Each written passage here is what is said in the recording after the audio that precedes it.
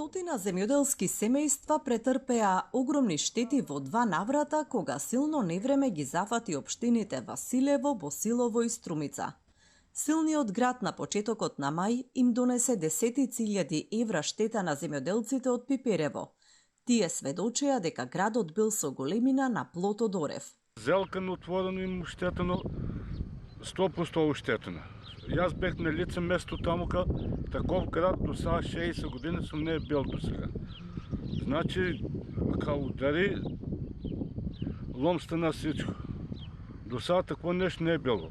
Најломо, тавано шо дупло најломо, натра преку него, од гора преку дупло најломо, френката уштетена, доле подземната има и френка.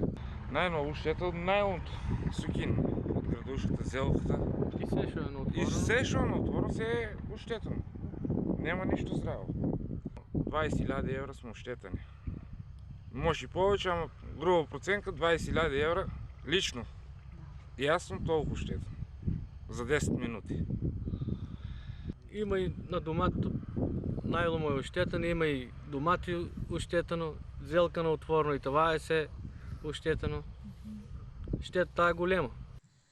Комисијата за проценка на штети на општина Василево посети голем дел од земјоделците главно од населените места Пирево и Василево, кои пријавија штети по невремето што се случи пред еден месец. По комплетирањето на извештајот, преку советот на општината ќе се испрати до владата.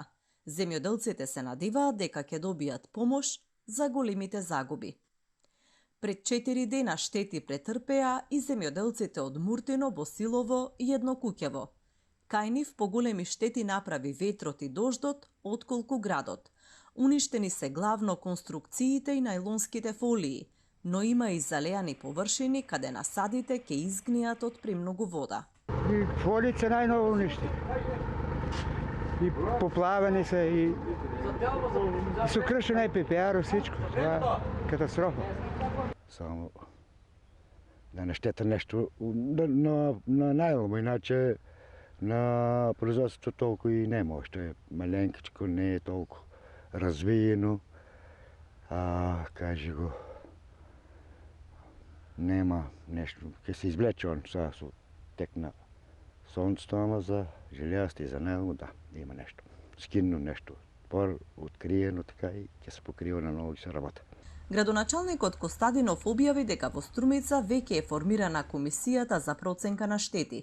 Земјоделците ќе треба со имотните листови да се пријавуваат во општината, а потоа комисиите ќе излегуваат на терен.